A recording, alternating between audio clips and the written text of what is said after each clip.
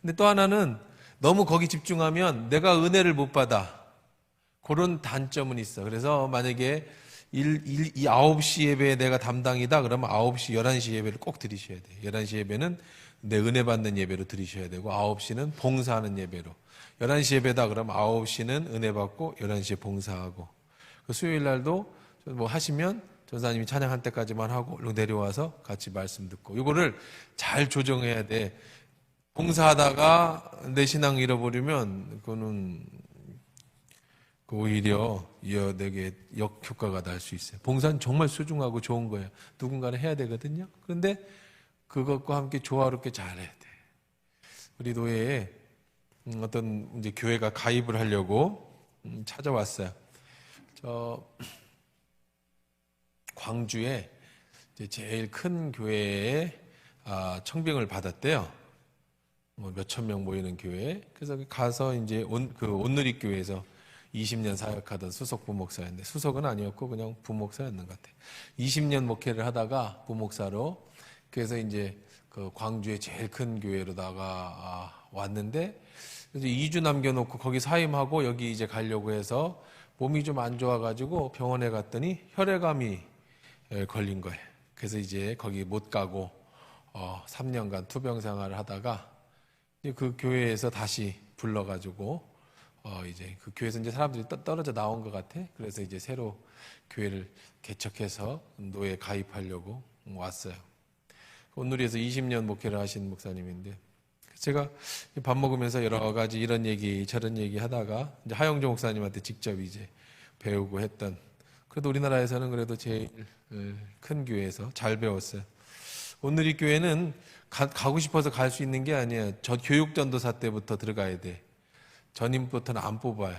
그러니까 교육전도사 중에서 잘하는 사람을 전임을 뽑고, 전임 중에 잘하는 사람을 부목사를 뽑아가지고 온누리 출신으로만 그 목회를 이끌어가요. 그게 특징이야. 그러니까 거기는 뭐 10년, 20년씩 교육전서부터 쭉 해서 온누리 시스템으로 만들어가는 건데, 우리 교회도 뭐 사실은 어떤 그 예배라든지 이런 게 시스템이 한 부분은 온누리 스타일이에요. 왜냐하면 제가 미국에서 ANC 온누리에서 공부할 때 배우고 우리 교회를 세팅을 그렇게 했거든요. 한 4, 5년, 5, 6년 전에. 그러니까 조금 틀리잖아, 우리 교회 예배가. 그렇죠? 일반적인 예배하고는. 우리 일반적으로 장로교 예배는 어떻게 드리냐면, 그것도 잘 드릴 수 있지. 준비 찬송하고 다 같이 일어나셔서 찬송가 3장 부르시면서 예배 시작하겠습니다. 거룩 거룩 거룩 전능하신 주여 성삼위일체 주리 주로다. 하나님께서 우리에게 이렇게 이제 한 다음에 그 다음에 찬송 부르고 성시 15번 하겠습니다. 성시 교독하고 그 다음에 성가대 찬양 있겠습니다. 성가대 찬양하고 그 다음에 들어가서 앉아서 오늘 말씀 믿고, 이게 이제 전통적인 예배, 전통적인 예배. 여러분들 아마 그런 예배를 많이 들으셨을 거예요. 근데 이제 우리 교회 스타일은 그렇게 안 하죠. 우리 교회 스타일은 준비 찬양하시다가 시간 딱 되면 바로 기도 들어가고 다시 찬양을 안 쉬고 쭉 한 다음에 다시 기도하고 그것이 이어지고 말씀 보고, 이게 이제 온누리 스타일의 형식의 예배인데, 어쨌든 그래서 이제 온누리 교회하고 이제 이렇게 많이 이제 통하면서 얘기를 했어요. 근데 이제 온누리의 뭐 약한 부분도 많이 있어요. 온누리 교회가 약한 부분들. 이런 얘기 이제 저런 얘기를 하다가, 그런데 온누리 교회의 특징이 뭐냐. 제가 그런데 그 20여 년 동안에 그분이 느낀 게 딱 하나래. 하영주 목사님 때부터 지금까지 온누리 교회가 지금까지 성장하고 이어져 올 수 있는, 그리고 온누리 교회가 굉장히 영향을 많이 끼치거든, 전 세계적으로. 딱 하나에 딱 하나. 예배. 예배에 목숨을 거는 모든 온누리에 뭐 찬양도 있고 뭐 온누리 스타일의 성경 공부도 있고 다 있는데, 가장 핵심, 하영주 목사님이 돌아가실 때까지 가장 강조하고 온누리 스타일의 가장 핵심은 예배라는 거예요. 예배. 예배 때 회복해서 봉사하고, 예배 때 회복해서 사역하고, 예배 때 회복해서 삶을 살고, 그 중심에는 예배가 있다는 거예요. 근데 저도 그렇게 생각을 하고 목회를 했는데, 온누리 목사님하고 얘기를 나눠보니까 그게 맞다. 좀 부족한 부분이 있을 수 있어요. 성경 공부가 좀 교회에 부족할 수 있고요. 그다음에 봉사가 좀 부족할 수도 있고 성도의 교제가 좀 부족할 수도 있어요. 결정적으로 제가 느꼈던 게 옛날에 미국의 ANC 온누리교회에서 그때 제가 이제 교회를 세팅할 때였는데 제가 어떻게 세팅을 했냐면 목적이 이끄는 교회 리게렌 목사의 세들백 교회의 스타일로 교회를 세팅을 했어요. 여러분 우리 교회의 모든 행사나 스타일이 이게 그냥 만들어내는 게 아니야. 즉흥적으로 만든 게 아니야. 다 검증되어지고 세계적인 추세에 따라 만들어간 거지. 우리 교회 평생표가 목적이 이끄는 교회는 5가지 목적, 예배, 봉사, 선교, 전도, 그 다음에 이제 훈련 이런 것들이 그냥 만들어진 게 아니고 이미 다 연구되어지고 성장하고 그거로 시스템을 만들었어요. 그래서 이제 제가 그때 초창기에 제가 와서 교회를 이렇게 세울 때 만들어 갈 때는 세들백 스타일로다가 교회를 세웠어요. 그러던 중인데 제가 온누리 쪽은 전혀 관심도 없었죠. 세들백으로만 교회를 세우고 있었던 중인데 미국에 이제 훈련을 받으러 가서 6개월 동안 있어야 돼. 3개월을 온누리 교회를 참석하게 됐어요. ANC 온누리 교회. 근데 그 교회가 별로 제 마음에 안 들었어요. 근데 그 교회밖에 갈 수가 없었어. 왜냐하면 그 차를 픽업해 주는 교회가 그 교회밖에 없어요.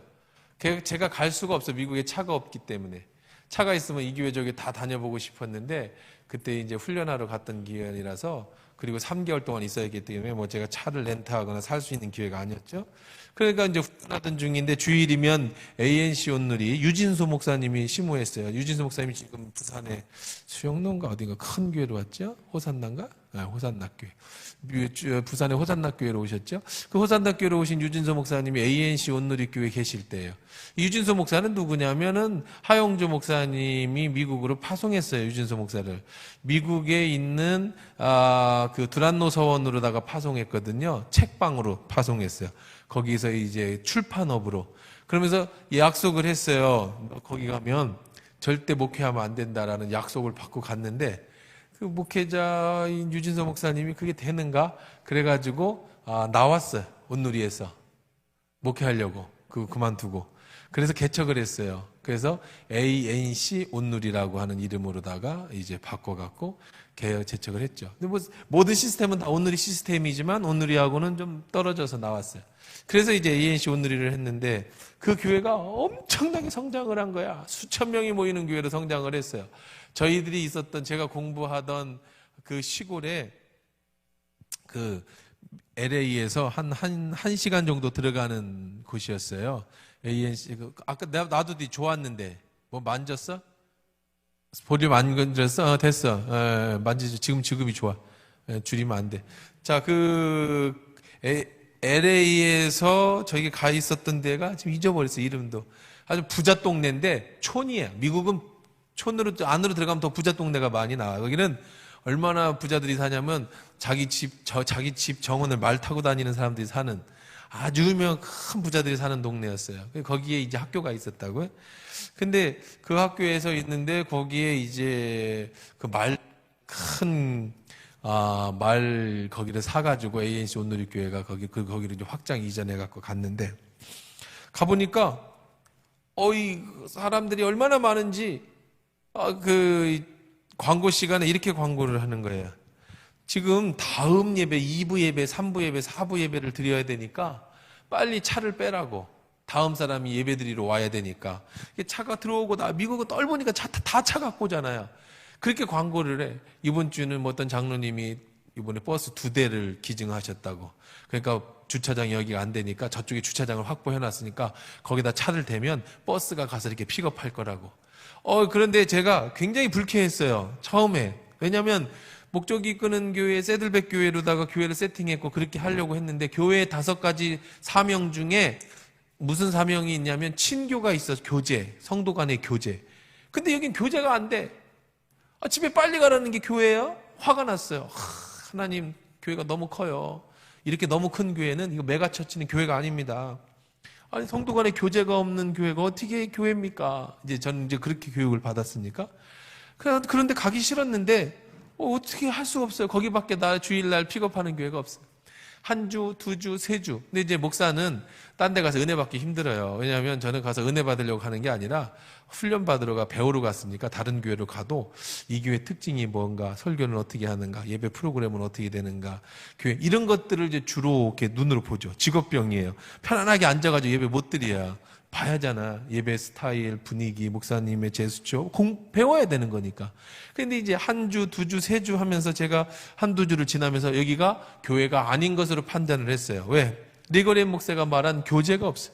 물론 리거렌의 새들백도 제가 자주 갔어요. 거기서는 이제 그 여유가 있을 때 목사님들하고 거기서 목회하시는 목사님들도 훈련생 등이 있었는데 그분한테 부탁해서도 한번 갔다 오고, 학교 프로그램 자체 중에 새들백을 가는 프로그램이 있어서 새들백 교회 가서도 봤어요.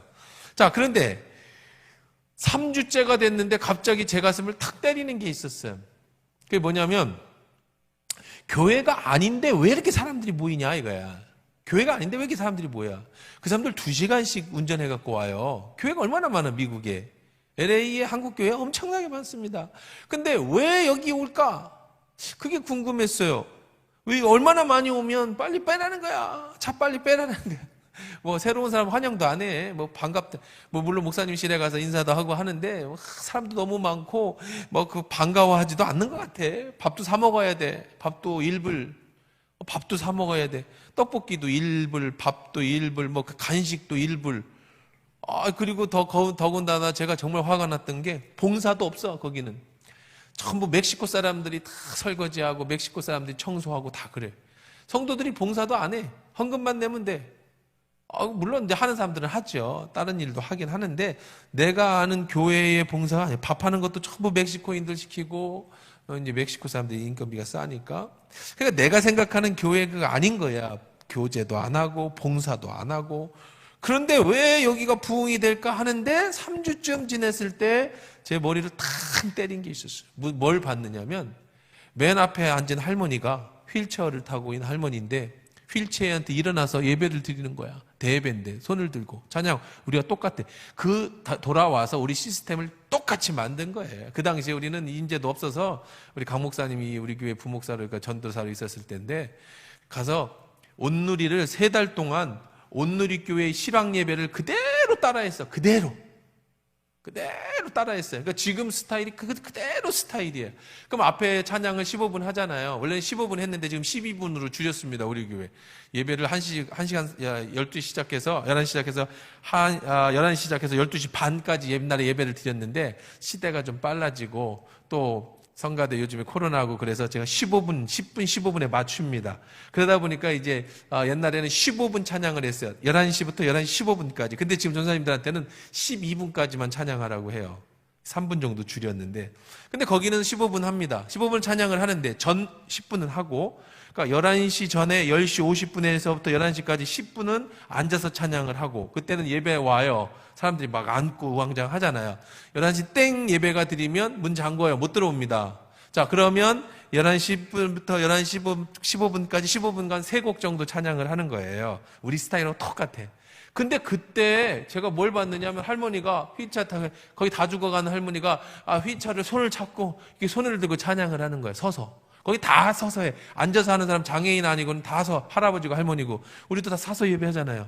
수요일에 사실 뭐 거기는 그 교회는 전부 다 서서 하는데, 요즘에는 뭐 빠져가지고 다 앉아서 하는데 뭐라고 안 해. 귀찮아갖고 저도 맨날 서서 하라고 하기도 귀찮고, 사람들도 신경 쓰게 하는 것 같고, 은혜도 안 받는데 서서 뻘쭘거리면 기분도 안 좋고, 그래서 그냥 지금 앉아서 하는 걸 제가 아무 말도 안 하는데, 그 예배는 전부 서서 해요. 그래서 초창기 우리는 전부 서서 했어요. 수요일이고 금요일이고 다 서서 예배했었어요. 요즘 뭐 전사님들 몇 번 바뀌고 나서는 제가 그냥 앉아서 하라고 하는데, 거기가 다 서서 해. 다 서서 하는데, 물론 이제 잘해야지. 은혜 받아도 서서 다리가 안 아프지. 은혜도 못 받는데 서 있으면 힘들지요.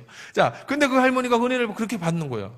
그래서 내가 충격을 받고 사람들을 다 쳐다봤어. 예배 안 드리고. 그랬더니 그 얼굴에서 찬양하는데 얼굴에서 전부 광채가 나.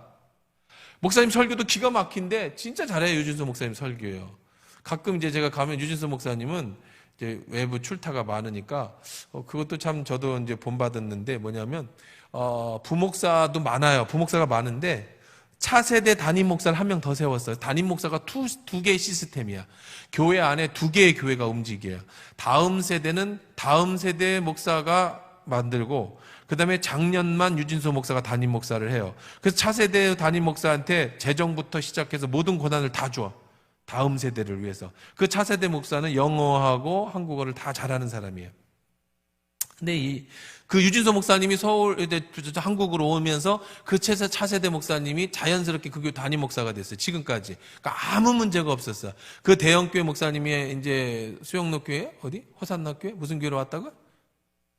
호산나 교회로 오면서 그 교회는 아무 문제가 없었어. 차세대 담임 목사가 그냥 담임 목사 하니까. 어쨌든 그런 시스템이었는데, 그래서 유진수 목사는 집회 나가고 차세대 목사가 예배를 드리면 나부터도 별로 은혜가 안 되더라고. 그래서 오자마자 오늘 설교가 누군가를 막 찾게 되고. 근데 예배 설교도 잘하지만 그 예배 가운데 사람들이 변화가 되기 시작하는 거예요. 그 얼굴에. 그래 예배 나갈 때는 빨리 나가도 차를 빼도 그 얼굴에 광채를 입고 은혜 받고 가니까 2시간, 3시간 운전해 갖고 오는 거야. 뭐 때문에? 예배 때문에. 그래서 제가 그걸 깨달았어요.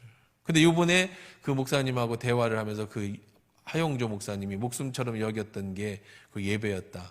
예배를 중심으로 나는 목적이 이끄는 교회 5가지를 똑같이 동질상에 처음에 놨어요.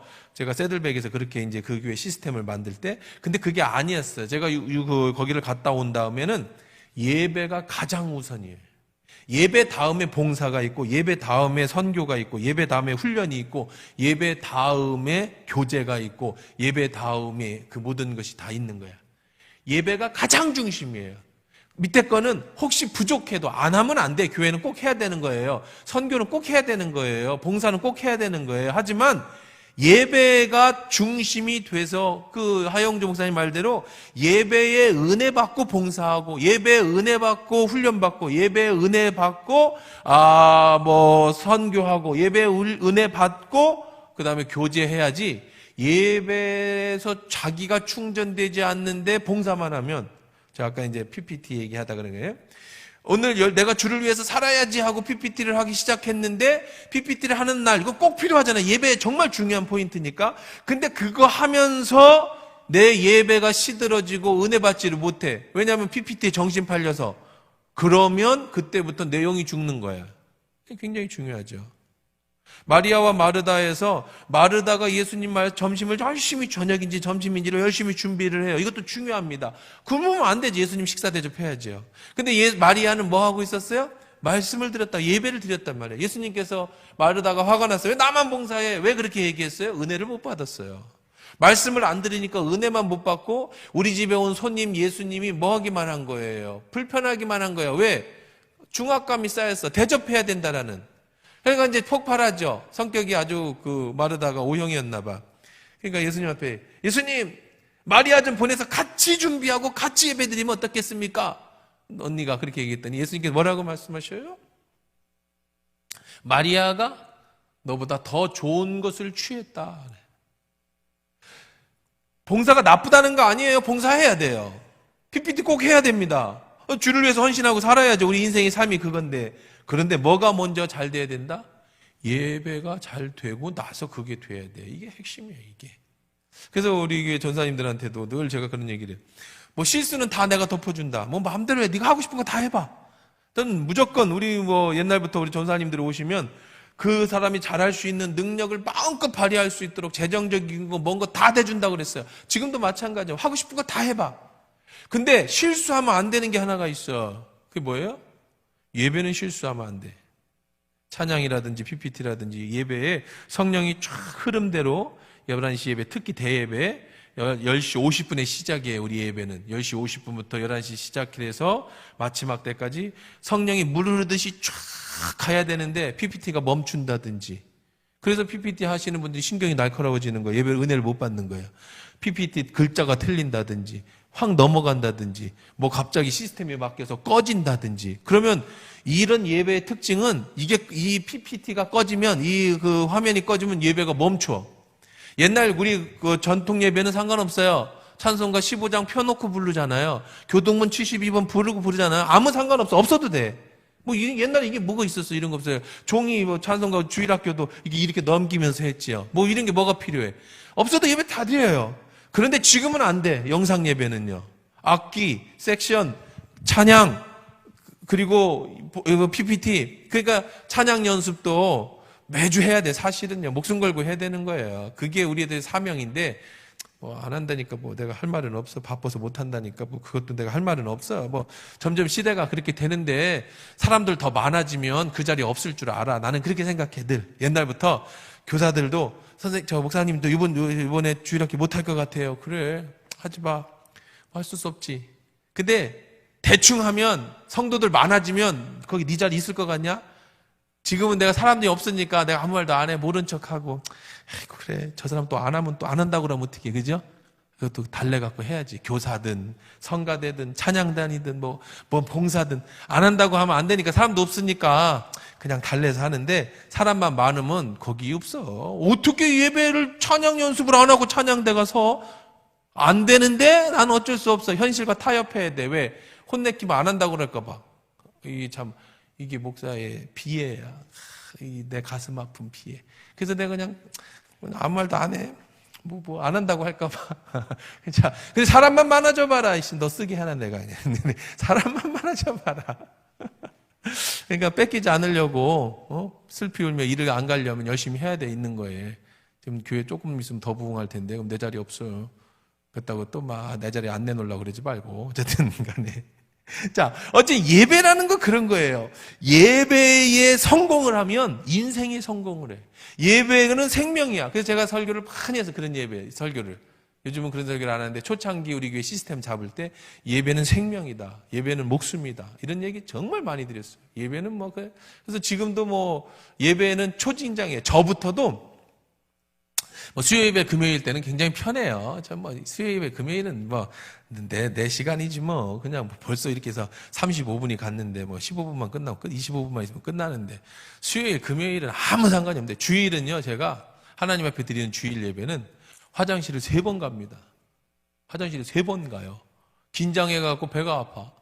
혹시라도 여러분 제가 이렇게 찬양하다가 나가면 화장실 간 거야. 너무 긴장한 날은 화장실을 가요. 여기서 이렇게 나가가지고 졸리 화장실에 가. 여러분, 제가 설교를 한 교회 20년 넘게 목회를 했어요. 근데 지금도 얘는 예배가 되면, 주일 예배가 되면 긴장을 해서 화장실을 가요. 배가 아파 화장실에 가요. 긴장을 하도 해서. 틀릴까봐. 하나님 혹시라도. 여러분, 그렇게 예배를 드려야 돼요, 예배는요. 그래 하나님이 기뻐하시는 거지. 여러분, 언제까지 여러분들이 예배가 항상 그렇게 드릴 수 있을 것 같아? 그냥 나이는 안 들고. 여러분, 하나님 앞에 가면 혼나. 하나님 앞에 우리 같은 사람이 나 같은 게 설교를 하는데, 나 같은 게 예배를 드리는데, 어떻게 감히 그냥 드려. 늘 얘기하잖아요. 전 수요일은 이렇게 그냥 성경책 하나에다가 가지고 오지만, 주일날은요, 토시 하나까지 저는 타이핑 다 쳐요. 반응까지 다 쳐. 가로 열고 웃음. 여기서 때로는 지금은 그렇게 안 하는데 옛날에는 숨 쉬는 것까지 표시했어요. 아멘 넣는 데까지 표시하고. 전부. 왜? 하나님 앞에 예배하는 건데 실수하면 안 되잖아요. 그래. 지금은 이제 저도 이제 그런 거 안 하니까 그런 건 안 해. 숨 쉬는 표시 이런 건 안 하는데, 그런데 이제 그래도 저는 전부 다 타이핑을 쳐요. 타이핑을 한자도 안 놓치고 그대로 타이핑을 치죠. 그렇다고 보고 읽지는 않아요. 그냥 이렇게 주시는 말씀대로 하지만, 그러니까 예배는 그런 거예요. 그래서 여러분 인생을 잘 살고 싶으세요? 목사님 정말 신앙생활에 단 한 가지만 말씀하신다면 가장 중요한 게 뭡니까? 라고 물어보면 전 예배예요. 인생에서 제일 중요한 거 한 가지만 얘기해 주십시오. 저는 예배예요. 가정도 아니고 자식도 아니에요. 하나만 뽑으라면 인생이 얼마나 많아요. 중요한 거, 그렇죠? 다 중요하지만 딱 하나만 뽑아 주십시오. 인생에서 제일 중요한 게 뭡니까? 전 예배예요, 예배. 결혼을 안 했어도, 자식이 없어도, 아내가 없어도 나는 예배자로 설 거예요. 예배가 없으면 안 돼. 여러분, 그렇게 예배를 생각하세요. 오늘 PPT를 처음 하신다고 하니까 제가 말씀드리는 거 정말 필요하죠. 예배를 그렇게 잘 인도하고 예배 잘하면 하나님의 상급이 어마어마하게 큰 겁니다. 하나님을 경배하는 최고가 예배니까.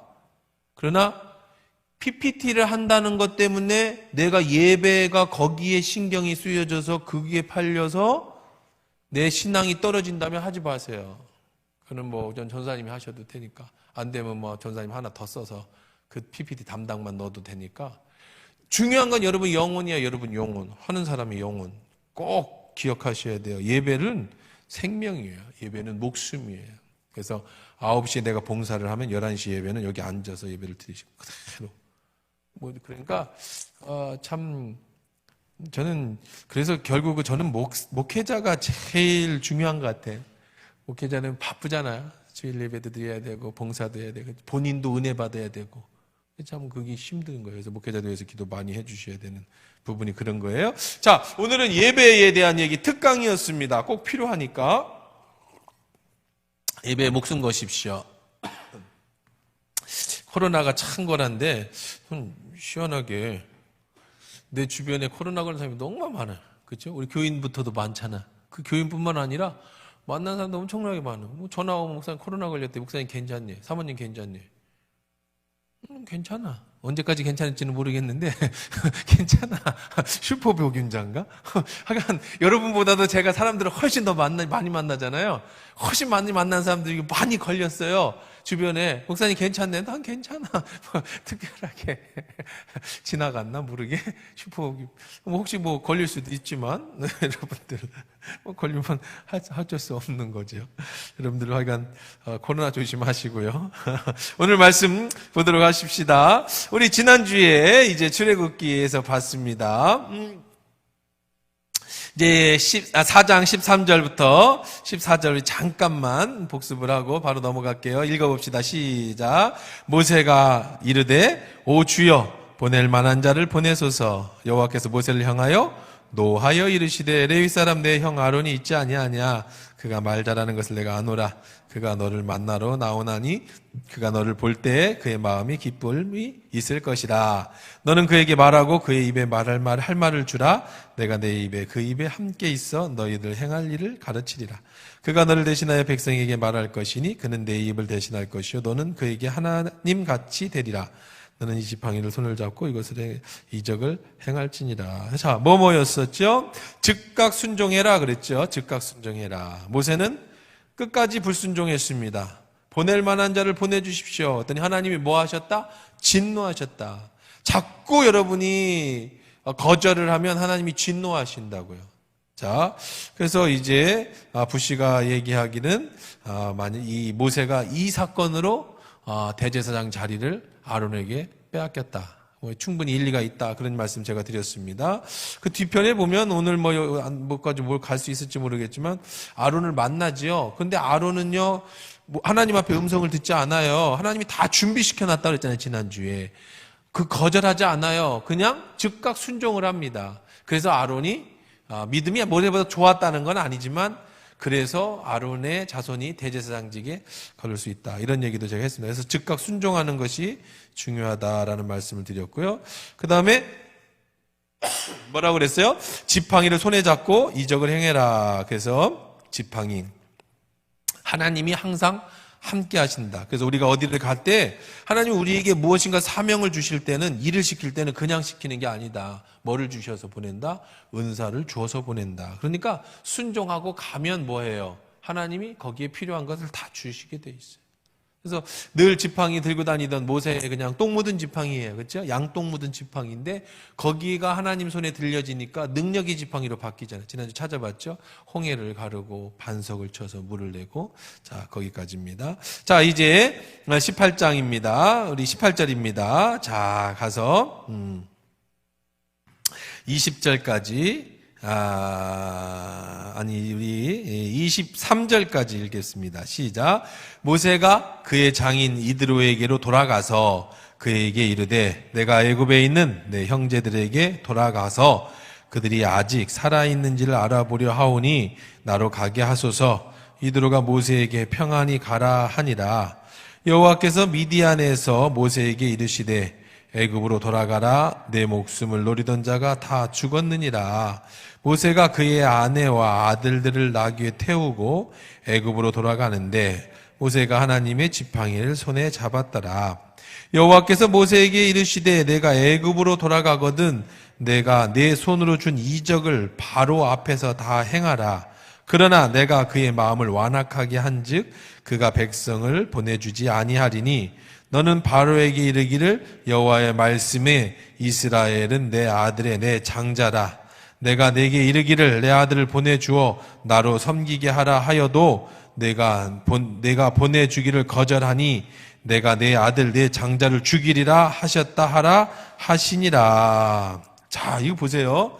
이제 모세가 장인한테 갔어요. 장인어른, 저 좀 나갔다 오겠습니다. 어디 가냐? 거기 하나님을 만났는데 이런 얘기 안 해요. 그렇죠? 해봐야 알아듣지도 못해. 저기 우리 형제들이 잘 살아있는지 한번 40년 됐으니까 죽기 전에 한번 다녀나오겠습니다. 그랬지. 그랬더니 이드로가 마음이 어쨌든 간에 동했어요. 그래, 너도 참 외로웠겠지. 여기서 40년 형제도 한 번도 안 보고 살았어요. 갔다 와. 잘 갔다 와라. 그래서 이제 떠납니다. 근데 재밌는 게 있어요. 뭐가 좀 이상하죠? 뭐가 좀 이상해요? 20절 한번 읽어볼까요? 시작.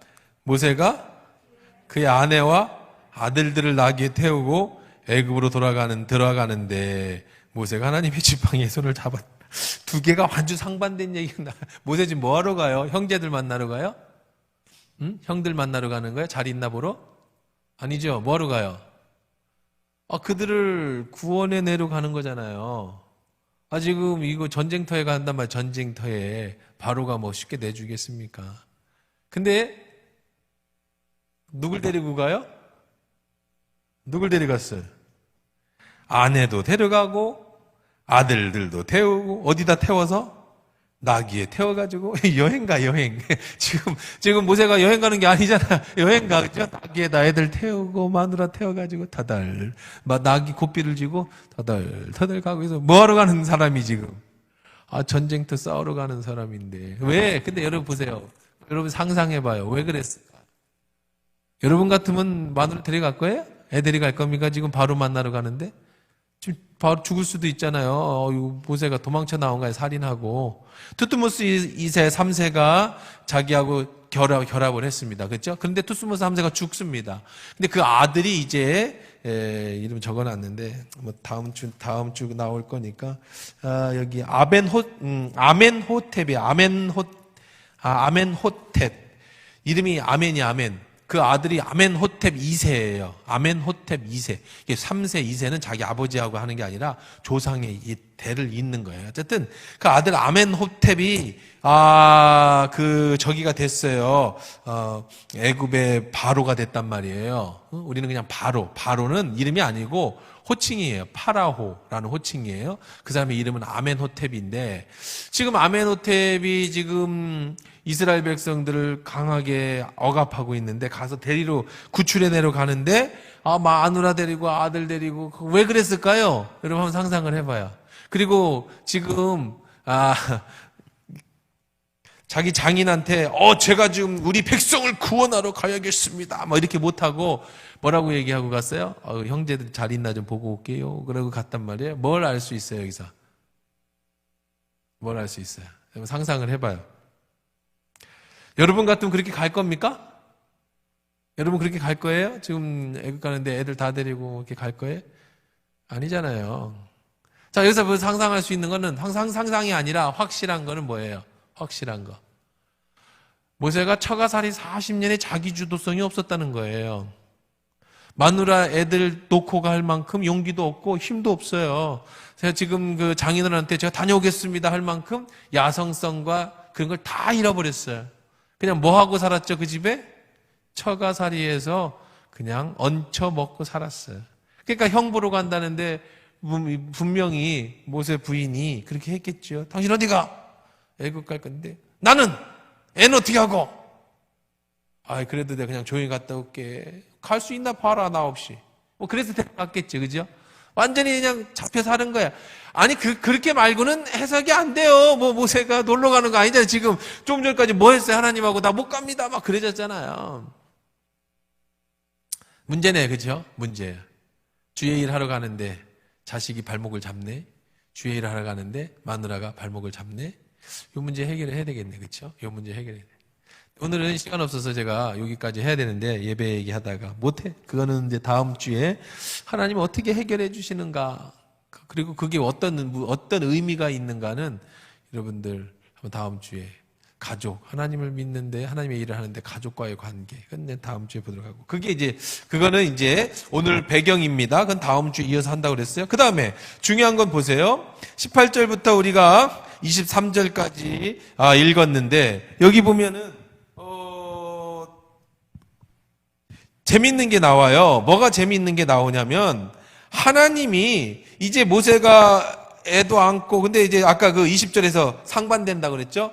지금 20절 돌아가는 데까지는 현찮아요. 아들 태우고 애굽으로 모세를 데리고 돌아갔다. 근데 뒷부분에는 모세가 하나님의 지팡이에 손을 잡았다. 지팡이에 손을 잡았다라고 하는 뭐와 공적인 사역, 그렇죠? 공적인 사역이 하나님의 또 한쪽은 뭐예요? 사적인 가정일이에요. 두 개가 같이 접해 있어요. 그렇죠? 공과 사. 이 두 개가 같이 갑니다. 자, 그럼 공적인 얘기를 해봅시다. 사적인 얘기는 다음에 얘기하고. 자, 공적인 얘기를 하는데, 이제 모세가, 장인어른 다녀오겠습니다. 그럼 혼자 가는 거 아니지? 예, 당연하죠. 그래서 마누라 태우고, 애 둘 태우고, 나귀 끌고, 여행 가듯이 투벅투벅 가는데, 이제 하나님을 만났어요. 하나님 만났다고요? 하나님이 만나는데, 하나님은 저기서도 만났잖아요. 호렙산에서도 만났잖아요. 그리고 거기서 이제 순종하고 가는 길에 하나님을 다시 만났습니다. 하나님을 만났는데, 하나님이 뭐라고 하시는지 들어보세요. 자, 18절부터 읽은 23절에 앞으로 일어날 일들을 다 얘기해 주셔요. 그쵸? 보세요. 여호와께서 미디안에서 모세에게 이르시되, 애굽으로 돌아가라 내 목숨을 노리던 자가 첫 번째, 애굽으로 가라. 다시 한번 사명을 주시죠. 애굽으로 가라.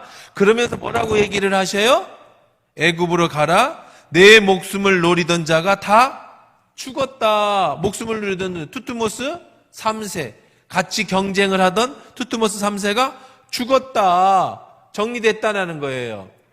자, 지금처럼 네이버가 있는 시대가 아니고 인터넷이 발달된 시대도 아니고 전화가 있는 시대도 아니고 전보가 쳐던 시대도 아니니까 모세가 지금 애굽으로 갈 때 제일 무서운 게 누구겠어요? 바로죠, 바로. 투트모스 3세겠죠. 자기하고 싸웠던. 그런데 하나님이 직접 가르쳐 주셔요. 네이버 검색도 아니야, 세계 뉴스도 아니야, 해외 토픽도 아니야. 죽었다고 누가 가르쳐 줬어요? 하나님이 직접 가르쳐 줬어요. 뭐 하지 말라고. 걱정하지 말라고. 자, 두 번째. 시작도 안 했어요. 가는 길에 만나서 하나님 말씀하시는 거예요. 아무것도 안 이루어졌어요. 두 번째 읽어봅시다. 또 뭐라 그랬어요? 모세가 그 아내와 함께 같이 20절에, 21절에 모세에게 이르시되 내가 애굽으로 돌아가거든 내 손에 준 이적을 바로 앞에서 다 행해라. 자, 손에 준 이적. 이거 뭐죠? 내 손에 준 이적이 뭐예요? 에? 지팡이하고 또 하나 있었죠. 뭐예요? 나병. 지팡이 던져서 뱀 되는 거 하고 손 넣었더니 나병 되는 거 있잖아요.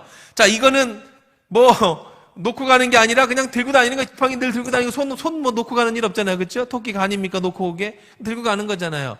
가서 뭐 해라? 내 손의 이적을 그대로 보여라. 행해라. 이렇게 해라라고 가르쳐주고 있어요. 그렇죠? 1차적으로 정리된 상황을 설명해주고 계시고, 두 번째는 뭐예요? 가르쳐주고 계세요. 그렇죠? 이렇게 하라고 지시하고 있어요. 자, 세 번째 또 봅시다. 그래서 이제 지팡이 들고 갑니다. 자, 그러나 내가 그의 마음을 완악하게 한지 그 백성을 보내주지 아니하리라. 지금 앞으로 미래의 예언도 해주고 있어요. 예언. 어떻게 할 거다고? 지금 모세 바로가 어떻게 할 거다? 보내지 않을 거다. 네가 가서 이렇게 보이면 원래 계획대로라면 보내야 되잖아요. 근데 안 보내줄 거다. 근데 그 앞에 있어요. 왜 안 보내준다? 왜 안 보내준대요? 누가 그렇게 해준대? 하나님이 누구 마음을, 바로 마음을 어떻게 한다? 완악하게 한다. 바로 마음이 완악해진 거는 하나님이 그렇게 만들어 주셨다는 거예요. 물론 여기서 여러분 오해하면 안 돼. 하나님이 바로는 깨끗한데 그 마음이 완악한, 그게 아니에요. 가룟 유다가 깨끗한데 사탄이 들어가서 예수님 판 게 아니잖아요. 자유의지는 바로에게 있어요. 하지만 하나님은 그 바로에게 먼 마음을, 이스라엘 백성을 보내지 않을 마음을 강하게 먹도록 할 거라는 거예요. 결정은 누가 해요? 바로가 하는 거지만. 자, 어쨌든 많은 부분 하나님이 그렇게 하신다라고 하는 역사지요. 가룟 유다의 마음에 사단이 들어갔지만 결정은 가룟 유다가 한 거예요. 그랬죠. 사단이, 말씀드렸잖아요. 사단이 사람의 마음을 완전히 바꿔놓지 못한다. 결정은 누가 하는 거예요? 내가 하는 거예요. 성령님이 아무리 여러분들에게 좋은 얘기를 해주셔도 여러분 받아들이지 않으면 소용없는 거고, 사단이 여러분을 아무리 공격해도 여러분이 거부하면 소용없듯이, 바로에게 하나님이 아무리 완악하게 해도 바로가 너그러운 마음을 가지면 달라지겠죠. 하나님의 계획이. 그러나 바로는 그렇게 안 하겠죠. 왜? 그거 성령을 받은 사람이 아니니까. 자, 그런데 그럼 왜 이런 얘기를 할까요? 모세야, 너 뭐 하지 마라. 걱정하지 마. 왜 안 되지? 라고 생각하지 마. 그렇게 바로의 마음이 완악한 것은 다 누구의 계획에 있는 거야? 하나님의 뭐에 있다? 계획 속에 있는 거야. 그러니 걱정하지 마.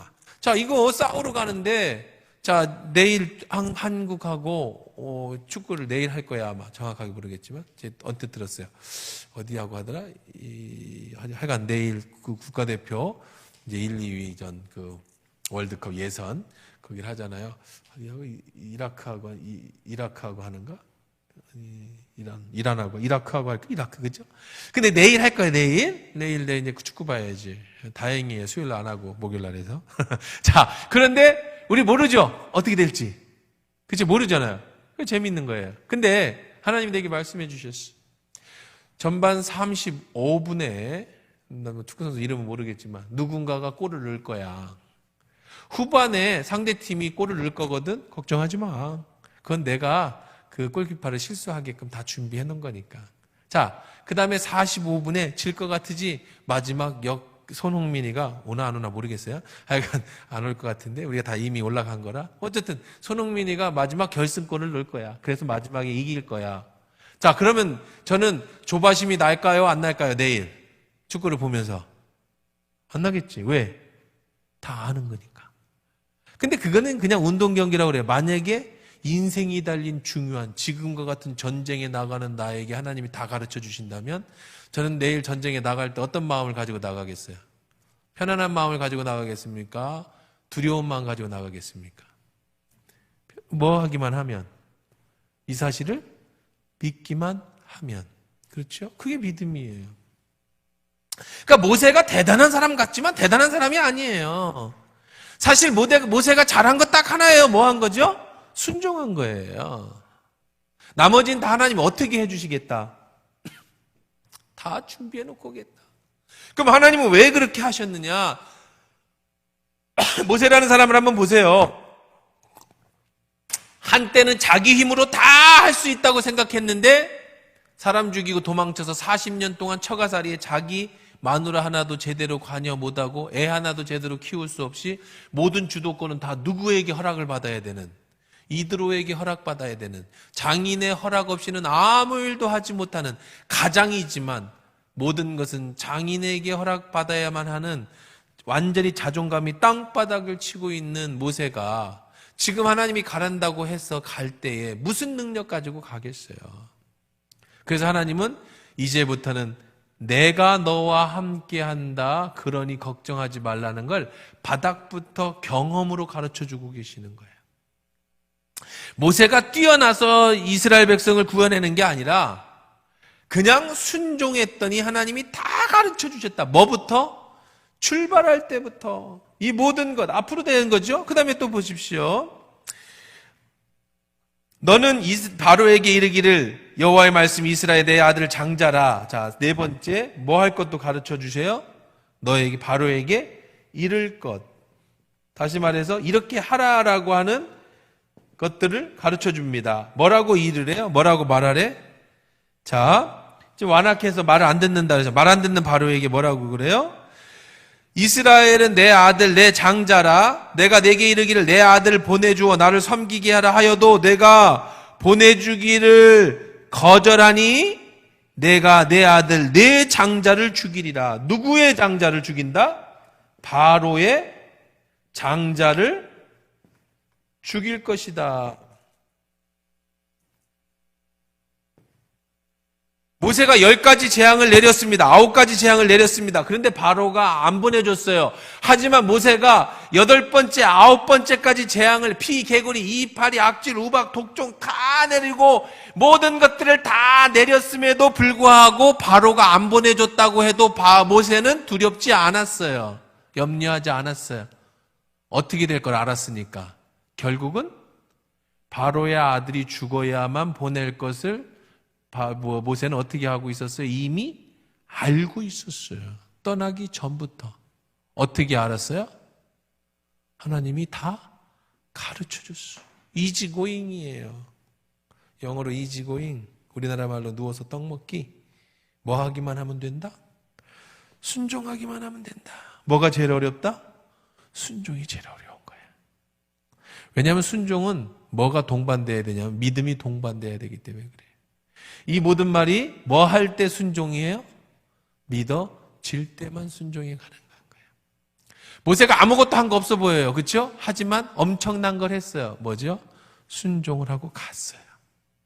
물론 가는 과정이 재미있죠. 마누라도 데리고 애도 데리고 지금 공과 사가 구분이 안 돼. 지금 자기가 뭐 하러 가는지도 몰라. 그러니까 어차피 그렇게 가기는 하지만 뭐가 하나님의 말씀에 순종했더니 하나님께서 지금 앞뒤 못 가리는 건 좀 이따 얘기하고 다음 주에 얘기하기로 하고 하나님도 그 다음에 얘기하시기로 하고 우선 뭐부터 이제 앞으로 이루어질 일에 대해서 공적인 얘기부터 하나님 먼저 모세에게 얘기해주고 계시더라. 여러분 알고 있었어요? 모세가 가기 전에 이거 다 알고 있었다라는 거? 그냥 우리는 그냥 성경 읽으면 잘 모르잖아요. 그냥 모세가 나중에 믿음으로 홍해를 가른 것 같잖아요. 그렇죠? 믿음으로 바로의 장자들을 죽인 것 같잖아요. 그렇지 않아요? 모세는 다 뭐 하고 있었다? 알고 있었다. 자, 그래서 모세가 갈 수 있었어요. 40년 동안에 종살던 처가살이 하던 모세가 하나님의 사람이 될 수 있었던 것은 하나님이 이미 모세에 필요한 것들을 다 주셨고 능력도 주셨을 뿐 아니라 앞으로 되어질 것도 이미 다 예언해 주셨어요. 그러니까 가는 길이 쉬운 거예요. 오늘 여러분의 인생도 똑같아요. 걱정하지 마세요. 죽음도 걱정하지 마세요. 염려하지 마세요. 인생이 어떻게 될까도 염려하지 마세요. 자식이 어떻게 될까 그런 걱정도 하지 마세요. 그저 순종하세요. 믿음으로 가십시오. 하나님이 필요하다면 먼저 가르쳐 주실 것이고 하나님 필요하시다면 여러분에게 지혜 주실 것이고 하나님 필요하시다면 여러분들에게 예언해 주실 거예요. 단지 여러분이 해야 될 건 뭐예요? 우리가 해야 될 건 믿음으로 가는 거야. 정리해 보십시다. 예배하고 같이 해봅시다. 오늘 제가 아까 PPT 때문에 예배의 특강을 한 30분, 20분 먼저 하는 바람에 두 개가 연결되는 거예요. 여러분 예배 잘 들으세요. 예배를 목숨처럼 지키십시오. 그러면 그 외의 것은 하나님이 다 알아서 책임져 주셔요. 예배가 회복되어질 때 인생이 바뀌고 삶이 바뀌고 예배가 회복되어질 때 하나님 나라가 보이고 예배가 회복되어질 때 성령이 임하고 예배가 회복되어질 때 하나님을 향한 믿음이 회복이 되어져요. 그러면 예배가 회복되어진 다음에 병이 걸려도 투병할 수 있고요. 예배가 회복되어진 다음에 문제가 왔을 때 문제를 해결할 수 있고요. 예배가 회복되어질 때 하나님이 나에게 축복의 기회가 올 때 그 기회를 잡을 수가 있는 거예요. 기본이 예배예요, 예배. 자, 이스라엘 똑같아요. 이스라엘 백성 이제 뒤에 나옵니다. 뒤에 나오는데 이제 오늘은 사실 거기까지 갔으면 더 좋았는데 시간이. 이스라엘 백성 바로에게 가서 뭐 하라고 하냐면 내 백성이 하나님께 예배할 수 있게 사람들을 보내라 그렇게 얘기하라고 그래요.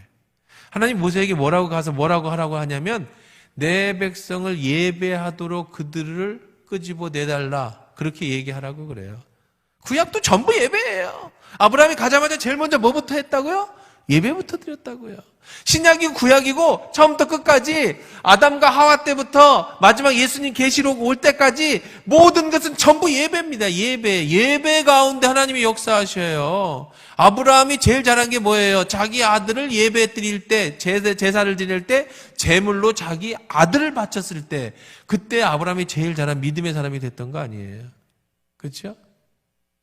사울이 뭐 했다가 제사 잘못 드렸다가 사무엘이 오지도 않았는데 자기 멋대로 예배 드렸다가 왕위가 박탈되어졌잖아요. 전부 예배. 여러분 똑같습니다. 그거하고 이제 결합시키면 그렇다는 거예요. 예배를 제대로 드리면 하나님이 여러분에게 뭘 주시느냐? 믿음을 주시고, 예배 가운데 하나님이 어떤 계획을 주시면 여러분들은 그 믿음 가지고 그 하나님이 주신 그 계획대로 뭐 하면 돼요? 순종하고 가기만 하면, 여러분이 믿음이 여러분 필요하다고 한다면 하나님이 이렇게 모든 것을 능력으로도 능력을 주시고, 상황도 정리시켜 주시고, 그렇죠? 환경도 정리시켜 주시고, 그 다음에 능력도, 은사도 주시고요. 그 다음에 앞으로 어떻게 되어질 것인가에 대한 믿음으로 보여주시기도 하고요. 어떻게 하라고 가르쳐 주시기도 하고. 그래서 마침내 하나님의 나라와 역사가 이루어지는 거예요. 뒤로 빼면 아무것도 안 돼요. 불순종하면 아무것도 이루어지지 않습니다. 모세가 불순종했다면 그냥 처가살이 하다가 죽었겠죠? 모세라는 사람은 여러분 알지도 못했겠죠? 그가 순종했더니 이스라엘을 구원할 위대한 지도자가 되었다. 다음 주에 예고편입니다. 하나님이 공과 사를 구별시켜주는데 모세를 죽여요. 죽이려고 해 진짜. 하나님이 칼을 들어서 모세를 죽이려고 그래. 재미잖아요? 오늘까지 이렇게 예언 다 해놨는데 다음 주에 모세를 죽이려고 합니다. 한번 읽어볼까요? 자, 한번 읽어봅시다. 24절입니다. 시작.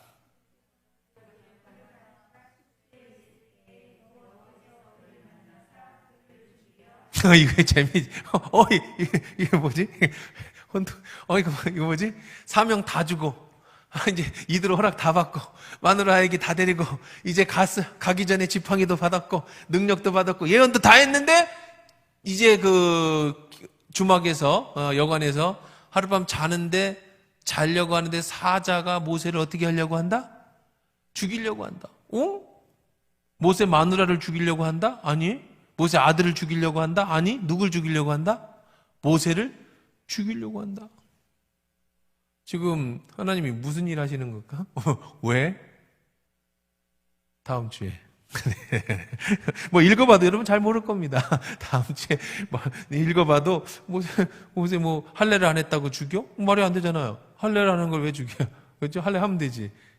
자, 그거는 다음 주에 제가 아주 여러분들 재밌을 것 같아요. 다음 주에 여러분 기억하시고 다음 주일 날 나올 수 있도록 그렇게 하겠고, 같이 기도하십시다.